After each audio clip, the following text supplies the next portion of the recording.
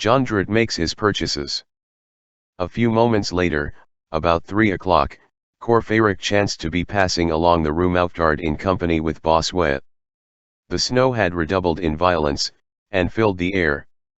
Bossuet was just saying to Courfeyrac, "One would say, to see all these snowflakes fall, that there was a plague of white butterflies in heaven."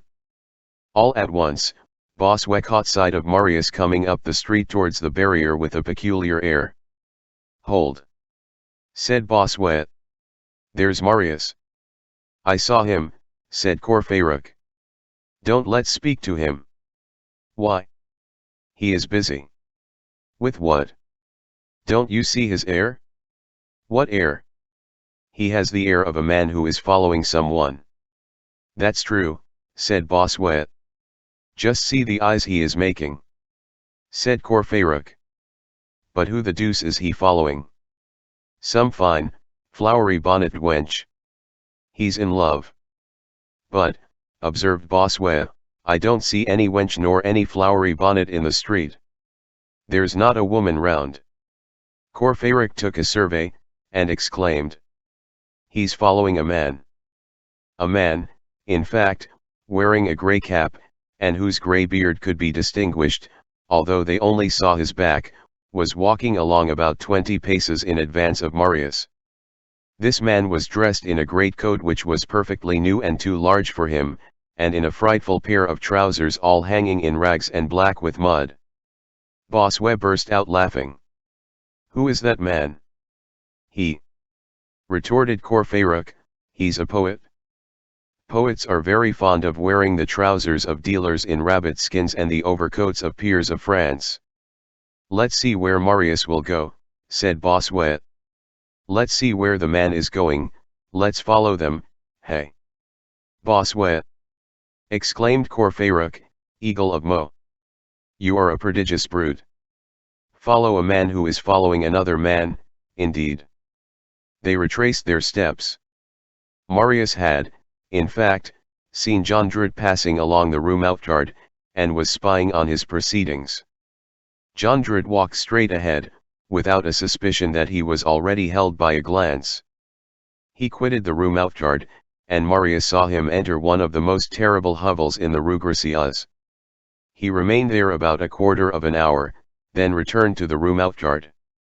He halted at an ironmonger's shop, which then stood at the corner of the Rue Pierre Lombard. And a few minutes later Marius saw him emerge from the shop, holding in his hand a huge cold chisel with a whitewood handle, which he concealed beneath his greatcoat. At the top of the Rue Petit Gentilly he turned to the left and proceeded rapidly to the Rue du Petit Banquier. The day was declining. The snow, which had ceased for a moment, had just begun again. Marius posted himself on the watch at the very corner of the Rue du Petit Banquier, which was deserted, as usual, and did not follow Jondrette into it. It was lucky that he did so. For, on arriving in the vicinity of the wall where Marius had heard the long-haired man and the bearded man conversing, Jondrette turned round, made sure that no one was following him, did not see him, then sprang across the wall and disappeared. The waste land bordered by this wall communicated with the backyard of an ex-livery stable keeper of bad repute, who had failed and who still kept a few old single-seated berlins under his sheds. Marius thought that it would be wise to profit by Jondrette's absence to return home. Moreover, it was growing late. Every evening, Ma'am Bougon, when she set out for her dishwashing in town, had a habit of locking the door, which was always closed at dusk. Marius had given his key to the inspector of police. It was important, therefore, that he should make haste. Evening had arrived, night had almost closed in. On the horizon and in the immensity of space, there remained but one spot illuminated by the sun, and that was the moon. It was rising in a ruddy glow behind the low dome of Salpêtrière. Marius returned to No. 50-52 with great strides. The door was still open when he arrived. He mounted the stairs on tiptoe and glided along the wall of the corridor to his chamber. This corridor, as the reader will remember, was bordered on both sides by attics, all of which were, for the moment, empty and to let. Ma'am Bougon was in the habit of leaving all the doors open. As he passed one of these attics, Marius thought he perceived in the uninhabited cell the motionless heads of 4 men, vaguely lighted up by a remnant of daylight, falling through a dormer window. Marius made no attempt to see, not wishing to be seen himself. He succeeded in reaching his chamber without being seen and without making any noise. It was high time. A moment later he heard Ma'am Bougon take her departure, locking the door of the house behind her. Chapter 16. In which will be found the words to an English air which was in fashion in 1832. Marius seated himself on his bed. It might have been 5:30. Only half an hour separated him from what was about to happen. He heard the beating of his arteries as one hears the ticking of a watch in the dark. He thought of the double march which was going on at that moment in the dark, crime advancing on one side, justice coming up on the other.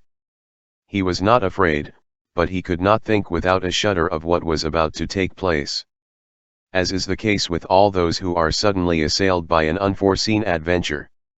The entire day produced upon him the effect of a dream.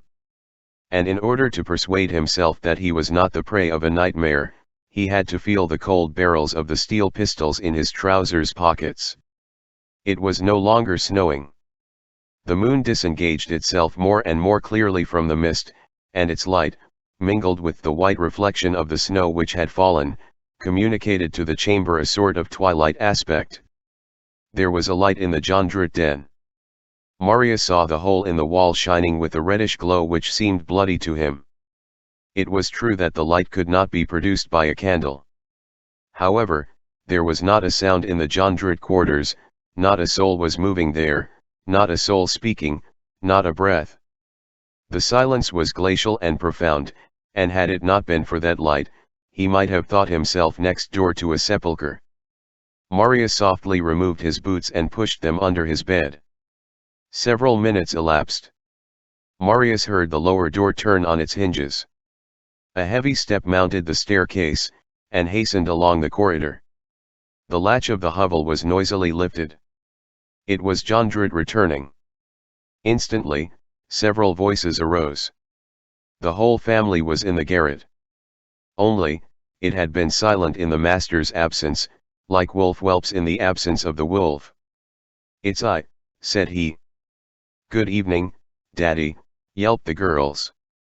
"Well," said the mother. "All's going first rate," responded Jondrette, "but my feet are beastly cold." "Good. You have dressed up. You have done well. You must inspire confidence. All ready to go out. Don't forget what I told you. You will do everything sure? Rest easy." "Because," said Jondrette. And he left the phrase unfinished. Marius heard him lay something heavy on the table, probably the chisel which he had purchased. "By the way," said Jondrette, "have you been eating here?" "Yes," said the mother. "I got 3 large potatoes and some salt. I took advantage of the fire to cook them." "Good," returned Jondrette. "Tomorrow I will take you out to dine with me. We will have a duck and fixings. You shall dine like Charles X. All is going well." Then he added, "The mouse-trap is open. The cats are there." He lowered his voice still further, and said, "Put this in the fire." Marius heard a sound of charcoal being knocked with the tongs or some iron utensil, and Jondrette continued, "Have you greased the hinges of the door so that they will not squeak?" "Yes," replied the mother. "What time is it?" "Nearly 6. The half-hour struck from Saint Medard a while ago." "The devil!" ejaculated Jondrette. "The children must go and watch. Come you, do you listen here?" A whispering ensued. Jondrette's voice became audible again. "Has old Bougon left?" "Yes," said the mother. "Are you sure that there is no one in our neighbor's room?" "He has not been in all day, and you know very well that this is his dinner hour." "You are sure?" "Sure. All the same, said Jondrette, there's no harm in going to see whether he is there. Here, my girl, take the candle and go there. Marius fell on his hands and knees and crawled silently under his bed. Hardly had he concealed himself, when he perceived a light through the crack of his door. "Peepot," cried a voice, "he is not in here." He recognized the voice of the eldest daughter. "Did you go in?" demanded her father. "No," replied the girl, "but as his key is in the door, he must be out." The father exclaimed, "Go in, nevertheless." The door opened, and Marius saw the tall Jondrette come in with a candle in her hand. She was as she had been in the morning, only still more repulsive in this light. She walked straight up to the bed. Marius endured an indescribable moment of anxiety. But near the bed there was a mirror nailed to the wall, and it was thither that she was directing her steps. She raised herself on tiptoe and looked at herself in it. In the neighboring room, the sound of iron articles being moved was audible. She smoothed her hair with the palm of her hand, and smiled into the mirror, humming with her cracked and sepulchral voice. Nos amours ont dur tout un semaine. Mais que du bonheur les instants sont courts. Isidore Hutjours, c'était bien la peine. Les temps d'amours devraient durer toujours. Devraient durer toujours. Devraient durer toujours. 28. In the meantime, Marius trembled. It seemed impossible to him that she should not hear his breathing.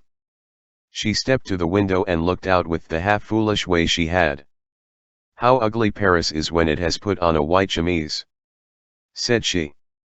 She returned to the mirror and began again to put on airs before it, scrutinizing herself full face and three-quarters face in turn.